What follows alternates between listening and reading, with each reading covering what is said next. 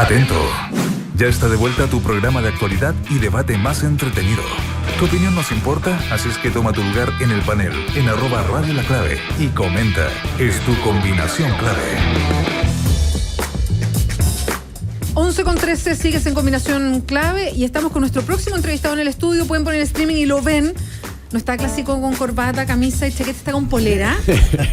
Porque claro, viene de la radio en la mañana también, hace radio, hace tele, es un periodista súper reconocido, estudió en la Universidad Católica, hizo un grado afuera sobre periodismo y político en la Universidad de Columbia. Imagínense, justo en la Universidad de Columbia, es conductor de CNN, trabaja en Radio Sonar, es Daniel Matamala que está con nosotros y nos trae su último libro, se llama Poderoso Caballero, aludiendo a eso, la relación de los negocios, el poder, la política en Chile. Daniel, ¿cómo estás? Muchas gracias por venir. Muy bien, muchísimas gracias por la invitación.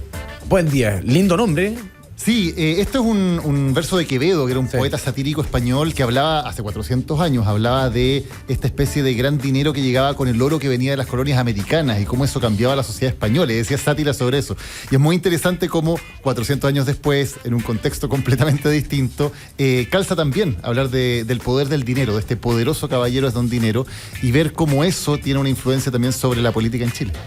¿El dinero es más poderoso que quienes lo reciben finalmente? Mira, yo creo que el dinero se ha convertido en la gran fuente de poder político en Chile, a través de múltiples formas que las veo en el libro. No es un misterio que el poder económico siempre intenta transformarse en poder político, eso ha ocurrido siempre y va a seguir ocurriendo siempre en cualquier sociedad. El problema que tiene el Chile actual es una combinación de dos factores que son bien delicados. Por un lado, una concentración de la riqueza en un puñado de manos que llega a niveles que son prácticamente desconocidos por cualquier democracia en el mundo, y en segundo lugar, una falta de regulaciones, de controles, de barreras que impidan que ese poder económico tan concentrado pueda transformarse en poder político. Cuando tú juntas esas dos cosas en una sociedad, tienes un problema para la democracia finalmente, porque es muy fácil que el proceso político, que el proceso democrático de toma de decisiones sea capturado por ese poder económico, y yo siento que ese es el problema fundamental que tenemos hoy en Chile. El libro lo cuenta, digamos, investiga ciertos casos en que esa relación se ve muy claramente, y a través de ello intenta mostrar cómo el dinero da un poder importante a un pequeño grupo de personas en la sociedad. Daniel, tú haces un ejercicio que es bien interesante, es bien triste también, en el libro, que es mirar el pasado, de cómo se armó Chile. Tú miras específicamente la Guerra del Pacífico, antes de la Guerra del Pacífico, y cómo ahí no solamente había influencia, sino que eran los mismos que tenían directamente y sin cuestionamiento público, además, porque claro, las relaciones de poder y quienes incidían era, mucho más estricta de lo que vemos hoy día, pero cómo en poquitas manos el poder económico y político estaba ahí mismo y se beneficiaban a ellos mismos. ¿Cuánto hemos cambiado de ahí? ¿De cuándo viene eso y tiene que ver con qué somos hoy día? Sí, yo creo que han cambiado las formas, porque claro, uno ve los recuentos de la Guerra del Pacífico y es bien impresionante cómo en el fondo el Estado de Chile toma los intereses de una compañía privada, salitrera, que tenía intereses en Antofagasta, entonces una provincia boliviana, y convierte los problemas de una compañía privada de capitales chileno-británicos en un problema de Estado. Y las mismas personas, literalmente las mismas personas que eran los principales accionistas y dueños de esa empresa, eran senadores, eran ministros, tenían llegada y estaban en la toma de decisiones en la moneda. Se arma el gabinete de guerra para enfrentar la situación con Bolivia, y 3 de los 5 ministros de ese gabinete de guerra son accionistas de esa compañía. Es así de evidente la situación. Hoy, claro, la cosa es más sutil. En general, las personas que son cabezas de los grandes grupos económicos ya no tienen directamente participación en el poder del Estado. Pero hay otras maneras, insisto, más indirectas, tal vez más sutiles, tal vez un poquito más difíciles de identificar, por los que de todas maneras tienen una gran influencia en las personas que toman decisiones y en las decisiones que se toman sobre asuntos que les afectan, y eso va desde los bancos, las AFP, la ley de pesca, las ISAPRES. En todos esos temas que son muy importantes para los ciudadanos en su vida diaria, esas personas logran tener un peso y una influencia muy superior a la que tiene un ciudadano común y corriente. Daniel, tú dices, hoy esa influencia es un poco más sutil, un poquito nomás, en algunos casos bastante burda incluso. ¿Te sorprendió encontrarte con esos niveles de, no sé si corrupción, pero al menos pseudo corrupción en la investigación? Hay de todo. La verdad es que el dinero influencia de maneras muy distintas, que pueden ir desde el soborno puro y duro, que es lo que hemos visto, por ejemplo, claramente en casos como la tramitación de la ley de pesca, hasta formas muchísimo más sutiles que tienen que ver con las ideas que circulan en una sociedad, cómo esas ideas, cómo lo ideológico o lo técnico se va configurando, cómo ciertas personas pasan por una puerta giratoria en la cual un día tú eres subgerente general de una ISAPRE, al día siguiente eres superintendente de ISAPRES, o sea, desde el Estado tienes que fiscalizar a tu empleador y después que sales de la superintendencia vuelves a la misma ISAPRE, ahora como gerente general, o sea, te ascendieron después de hacer ese paso. Eso se ve muchísimo y son formas muy distintas. Uno se sorprende de algunas cosas, sí, yo creo que fundamentalmente uno se sorprende de lo masivo que es esto, de lo institucionalizado que está. Por ejemplo, logramos por primera vez conseguir un catastro completo de todas las empresas que financian la política en Chile mediante los aportes reservados, que son 1.286 empresas.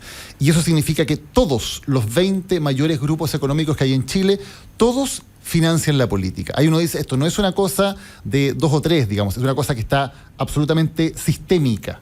Como sistema tenemos que los grandes grupos económicos financian a políticos y financian la política. Y eso, cuando además se hace de una manera reservada, secreta, no a la vista de la ciudadanía, además teniendo exenciones tributarias, o sea, todos nosotros mediante nuestros impuestos ayudamos a pagar que esas empresas en secreto puedan financiar a los políticos de su preferencia. Entonces uno dice, bueno, aquí hay algo en el sistema que no está funcionando correctamente y que habría que cambiar.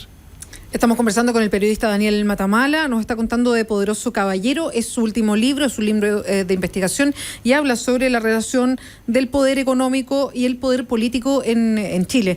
El libro se presenta hoy día. ¿A qué hora y dónde, Daniel? La presentación es a las 6:30 de la tarde en la Casa Central de la Universidad Diego Portales, absolutamente abierta a todo público, así que si alguien se entusiasma, si quieren ir, si quieren aprovechar de comprar un libro, que lo firme, todo eso va a estar ahí.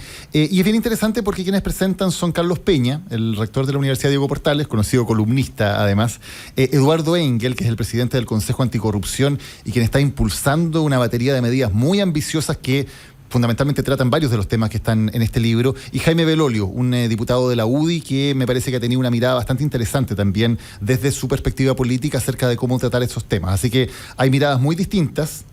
Yo siempre digo que este es un tema que tiene que interesar a todos, de izquierda o de derecha, que haya una concentración del poder económico tal que termine de alguna manera vaciando de contenido a la democracia y al libre mercado. Es algo que nos tiene que preocupar a todos, más allá de que tengamos ideas distintas sobre cómo resolverlo. Y esa diversidad también espero que esté en el debate que se va a producir hoy día en el lanzamiento. Daniel, por todo lo que has expuesto ahora, en Chile, ¿quién manda?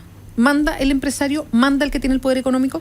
Yo creo que tiene un poder de decisión muy importante. No es el único, yo tampoco quiero caricaturizar en decir que aquí los grandes empresarios hacen lo que quieren en el país. Eso no es así. Esta es una sociedad compleja donde hay políticos que, claro, por un lado tienen este tema de estar financiados, de estar muchas veces algo cooptados por los empresarios, pero también esos políticos tienen sus principios, también tienen partidos políticos a los que responder, también tienen una ciudadanía a la que tienen que tratar de representar. O sea, este escenario es complejo. No es sencillamente que un empresario diga, yo quiero que se haga esto y se hace tal cual. Es más sutil, es más difícil porque hay una sociedad que también es crecientemente compleja. Y en ese cruce de intereses, el punto es que los empresarios tienen un poder, o los grandes empresarios, porque también son una minoría muy, muy pequeña, tienen un poder que va más allá del poder que legítimamente deberían tener en una democracia, que debería ser donde todos pensemos lo mismo, donde las ideas se pongan frente a la opinión pública y se tomen decisiones de consenso. Eso muchas veces no ocurre y las decisiones se toman por mecanismos que son mucho más oscuros y donde el dinero puede influenciar de manera importante. ¿Y cómo ejerce el poder el empresariado? ¿Vota esto o no te financio derechamente? Mira, hay maneras que son distintas. Tenemos algunos casos, como por ejemplo los mails en el caso de Corpesca, que son así de brutales. O sea, en el mismo mail la diputada Marta Isasi mezcla las cosas y dice, bueno, logramos esto en la ley de pesca, logramos que no hubiera licitaciones, es una súper buena noticia, oye, y necesito tantas lucas porque tengo que financiar una actividad de campaña. Eso es brutal, es grosero, es ilegal, sin lugar a duda, es una traición absoluta a el principio de representación que debe haber de un parlamentario hacia sus ciudadanos. Pero en otros casos, insisto, hay más sutileza, hay maneras distintas de ejercer aquello. En el libro, por ejemplo, uno de los casos que cuento es el del expresidente Lagos. Y cómo él presiona a autoridades antimonopolios para que tengan una actitud menos fiscalizadora con respecto a algunas empresas, concretamente a 2 empresas españolas, Endesa y Telefónica, en 2 casos distintos en los cuales básicamente se estaban investigando conductas monopólicas, se estaba intentando liberar la competencia en el tema eléctrico y en el tema de las comunicaciones. Y el presidente de la República, directamente, en muchos casos, ni siquiera a través de intermediarios, intenta que esas fiscalizaciones no se ejecuten o que haya resoluciones que sean favorables a estas empresas, y para ello presiona a personas encargadas. Eso que no salió a la luz pública, que no fue conocido en el momento en que ocurrió, claramente tiene que ver con eso. Y uno se pregunta, bueno, ¿qué había detrás de eso? ¿Por qué tanto interés en beneficiar a un grupo de empresas? En algunos casos sabemos que había financiamiento económico. En otros casos no tenemos tan claro exactamente cuál es todo el entramado que hay. Pero evidentemente esas empresas tenían un poder de lobby y de influencia sobre autoridades de la moneda, incluso sobre el presidente de la República, que era muy importante. Y sobre medios de comunicación también, ¿o no? Porque me da la impresión que hoy día un caso así se sabría, ¿o no? No lo sé. Durante muchos años no se supo. Yo topé de esto investigando, hablando con gente, en fin, y logré que algunas personas me lo confirmaran y poder reconstruir la historia. Ahora, los medios de comunicación en Chile, efectivamente, muchos de ellos son parte de grandes grupos económicos directamente. Los grupos económicos son propietarios de medios de comunicación.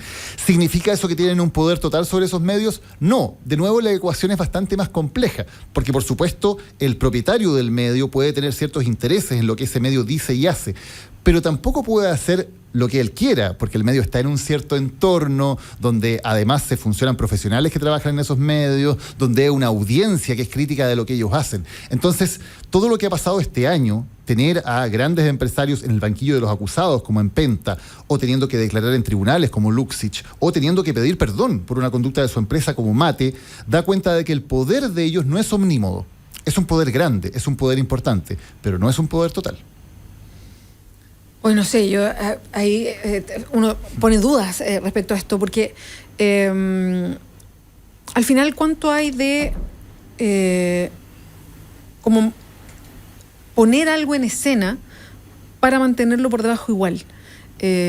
Cuando uno ve esta conexión que existe entre el financiamiento de la política, y que si bien, claro, no es tan burdo como, mire, yo voy a hacer la ley y usted me la pasa nomás y la vota, efectivamente no es tan burdo como eso, pero después de conocer los mails, como con la de Martí Sassi, que le decía, le metimos un gol, porque ocupaba más ese concepto, cuando uno se da cuenta que el que está presidiendo una comisión era pagado o trabajaba para una empresa minera, si era el que estaba a cargo de la Comisión de Minería, o en el caso del que estuvo a cargo de la Comisión de Pesca, después renunció, pero seguía presente en la comisión, no podía presionar igual, y tenían relación directa. Uno se pregunta cuánto efectivamente hay de puesta en escena hoy día, pero para seguir operando más o menos igual.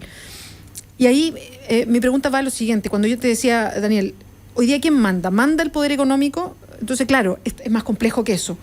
Pero si el poder económico es el que está manejando bien de cerca a quien eligen, cómo se elige, a cuánto se pone para asegurar y mantener además esa conexión, y que además sepan los involucrados quién es el que le aporta, porque es importante que sepan, ¿cuánta libertad tendrá algún Congreso para efectivamente ir a acotar estos espacios? Mira, el caso de la ley de pesca yo creo que es particularmente dramático, porque todo lo que pasó en la ley de pesca, aquí la historia yo la cuento desde fines de los 80, cuando Angelini comienza a financiar la concertación, en un momento en que ningún gran empresario le daba plata a la concertación, y con eso crea un vínculo de lealtad incluso con la concertación que es muy fuerte y que él luego va aprovechando. Y una de las primeras cosas que se hace cuando vuelve la democracia es que se para una ley que había aprobado Pinochet en sus últimos días y que generaba competencia en el mercado porque no le convenía a Angelini. Y es de las primeras cosas que hace el gobierno democrático de Patricio Aylwin. Y esta es una historia larga en la cual también se van tomando luego lazos con otros grupos económicos. Esto llega a un extremo que es realmente increíble, que cuando se está discutiendo la ley de pesca, el ministro de Economía, Pablo Longueira, junta a los empresarios pesqueros y los colude. Les dice: pónganse de acuerdo sobre qué cuota va a tener cada uno en la nueva ley. Y si están todos de acuerdo, se las aprobamos en la ley. O sea, una autoridad de gobierno que supuestamente tiene que perseguir la colusión, no solamente no la persigue, la fomenta, hace que se reúnan quienes son los incumbentes en un determinado mercado, y les dice que si ellos se ponen de acuerdo, el gobierno va a mandar ese acuerdo como un proyecto de ley al Congreso, y que todos los demás que están fuera, que en un sistema de libre competencia sería bueno que pudieran entrar, que pudieran competir, que pudiera haber una licitación competitiva, los deja fuera. Entonces, hemos llegado a un nivel de perversión que no tiene nada que ver con la ideología, porque hasta donde yo entiendo, ni una ideología de izquierda ni de derecha considera que es correcto que los empresarios se coludan y que esa colusión sea aceptada por el gobierno. Y sin embargo, una ley de pesca se hizo y se terminó aprobando por el Congreso por una serie de elementos. Entonces, claro, son ejemplos tal vez muy extremos. Yo no creo que todas las leyes sean como la ley de pesca. No creo que todos los parlamentarios sean como Marta Isasi, ni como Jaime Orpis, que también hay elementos muy complejos en su caso. Pero evidentemente eso existe, ese poder existe y tiene un poder relevante a la hora de legislar. Además que, solo para hacer el punto, cuando se tramitó la ley de pesca, yo recuerdo que uno miraba la ley y uno decía, pero esto le beneficia a alguno, es insólita esta ley, y uno cuestionaba eso, y por el otro lado la respuesta, no, si es una ley muy beneficiosa, porque mire, usted no puede hacer, y uno decía, a ver, o yo no estoy entendiendo, o sea, es tan compleja que yo no la entiendo, pero mirándola así, aparece como que esto beneficia solo a algunos, y por qué estamos haciendo esta ley, que tenía votos de todos lados además. Es que además hay un tema ahí, que una de las formas de sacar las cosas del debate público es decir, este es un tema muy complejo, es un tema que solamente los técnicos entienden y los expertos. ¿Qué es lo que pasa? Y es uno de los desafíos que yo tuve en este libro, con el debate tributario, el debate sobre impuestos. Fíjate que siempre que se debate sobre impuestos, lo primero que te dicen, esto es súper complicado, esto es súper difícil, usted no lo va a entender, te hablan en una terminología que además es realmente incomprensible, y con eso, ¿qué se logra sacar? Que el debate sobre impuestos es un debate sobre poder.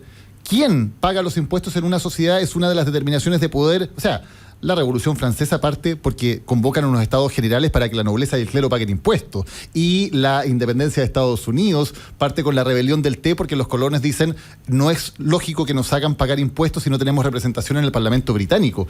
La batalla por los impuestos es la principal batalla política que se da en toda la sociedad. Pero en Chile nos han convencido que es un tema tremendamente técnico que tienen que tratar los expertos de manera muy abstracta en las páginas interiores del cuerpo económico de un diario y que todos los demás ciudadanos tenemos que estar fuera de este debate y mirarlo desde lejos. No, el debate sobre impuestos es un debate de cómo se distribuye el poder en una sociedad. Hay una frase de Francis Fukuyama que es muy buena, que dice, la salud de una democracia se mide por su capacidad de extraer impuestos a sus élites. Y si tomamos esa definición de Fukuyama, uno se pregunta, ¿qué tan sana o qué tan enferma está la democracia chilena? No muy sana, al parecer. Rudo. No, el tema de la discusión de la ley de pesca, yo me acuerdo que incluso el gobierno llamaba a los medios de comunicación, a mí me tocó ir de hecho a una explicación del ministro de la época, sin cámara. Yo trabajaba, me mandaron, y cuando volví al canal les dije, la explicación era tan compleja, digamos, tan cero periodística, que les dije, manden un economista la próxima, o sea, imposible. En vez de explicarte las cosas simples, claro, la ley como estaba hecha para beneficiar a unos pocos, no había cómo explicarla. Claro, que es la mejor manera, ¿no? Decir que es tan complejo que usted no se meta y deje solo a los expertos. Y esos expertos, ¿quién los elige? ¿Quién los convoca? ¿A qué intereses representan? ¿Dónde han trabajado antes? ¿Dónde van a trabajar después? Bueno. Son las 11:30, vamos a seguir conversando con Daniel Matamala, su libro Poderoso Caballero, lo presenta esta misma tarde, vamos a seguir con él en el estudio, tenemos que hacer una pausa. Sí, una sola cosita. Dale. Va súper bien San Paoli en la encuesta. Oye, verdad. Y hay una cantidad de votos que hace tiempo no veíamos, tengo que decir. La encuesta, @Radio La Clave, ahí la encuentras, la encuesta. ¿Crees que Jorge Sampaoli es rehén de la NFP como él mismo lo dijo llegando a Europa? Un 9% dice que sí, que cree que es rehén. Un 91% de los que han votado dice que no. 285 votos hasta el momento. Como media persona ha dicho que sí. Hacemos una pausa y volvemos. ¿Tienes listo tu comentario en redes sociales? Ya regresa Combinación Clave. En la 92.9. Tu opinión nos importa.